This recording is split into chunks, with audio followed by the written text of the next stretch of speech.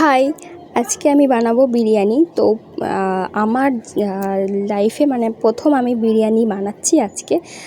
তো আমি খেতে খুব বেশি যে ভালোবাসি তা কিন্তু নয়, মাঝে সাঝে যখন একটু ইচ্ছা হয় তখন খাই। আর আজকে আমি এর আগে আমি কোনোদিনও ট্রাই করিনি, আজকেই প্রথম আমি বানাচ্ছি। আর এটা বানাচ্ছি কারণ শিখছি আমি।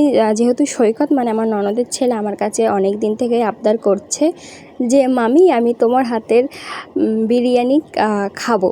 তো যেহেতু আমি পারি না, আমি ওকে বানিয়েও দিতে পারছি না, তো আজকে আমি চেষ্টা করছি বানানোর। আর ও এখানে নেইও, তো আমি এটা যদি ভালো হয় বানানো, তো এরপর ও যখন আসবে তখন ওকে আমি বানিয়ে খাবো। তো আজকে আমি বানাচ্ছি ডিম বিরিয়ানি। তো বাড়িতে যেহেতু চিকেন নেই, তো সেই জন্য আমি ডিম দিয়েই বিরিয়ানিটা বানাবো। তো একদমই নিজের মতন করে, কোনো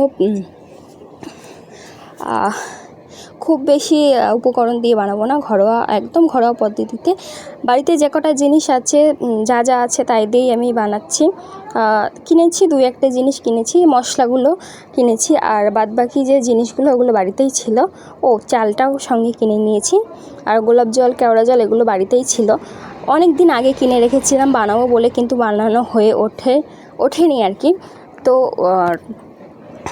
ফোনে দেখছিলাম, ফোন দেখে কিন্তু আমি বানাচ্ছি না, ফোনে দেখেছি ভিডিও, কিন্তু ফোনে প্রচুর বলতে কি অনেক জিনিসই লাগে। তো অত জিনিস এখন আমার কাছে নেই, আর আমি এখন বাজারেও যেতে পারবো না। এখন বাজে রাত 9টা। তো আমি হট করে মনে হলো যে আমি বিরিয়ানি বানাবো, তো ওই জন্যে আর কি লেগে পড়লাম বানানোর জন্যে। তো চলো দেখা যাক কেমন হয় বিরিয়ানিটা। যেহেতু জীবনে প্রথমবার বানাচ্ছি, আমি তো ভীষণ ভয়তে বানাচ্ছিলাম যে কেমন হবে, খেতে ভালো হবে নাকি ফেলে দিতে হবে, তো জানি না। যাই হোক, তোমরা দেখতে থাকো ভিডিওটা কেমন, বিরিয়ানিটা আমি কেমনভাবে বানাচ্ছি। তো এই যে দেখো, এখানে আমার সব কিছুই কমপ্লিট, খালি দম দেওয়া বাকি আছে। তোমরা তো দেখেইছো যে কি করলাম। আর এখানে কিন্তু আমি কোনো কেশর বা দুধ ইউজ করছি না। এখানে যেহেতু ওই ডিমের যে গ্রেভিটা ছিল সেটা দিয়ে আর পেঁয়াজের বেরেস্তা দিয়ে গার্নিশ করে নিয়েছি, এবং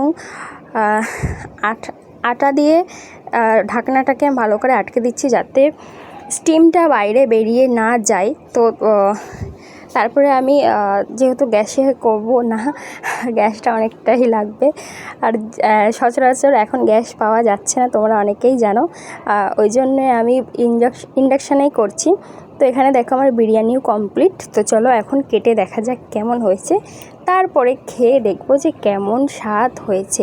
গন্ধটা কিন্তু খুব ভালো হয়েছিল, এবং খেয়ে দেখার পর ভীষণ ভালো হয়েছিল। আমি ভাবতেই পারিনি যে এত ভালো হবে। তো আমার পাশে ঈশান, মিশিতা ওরাও খাচ্ছিল, ওরাও বলছিল খুব ভালো হয়েছে। তো ভিডিওটা ভালো লাগলে আমার পাশে থেকো।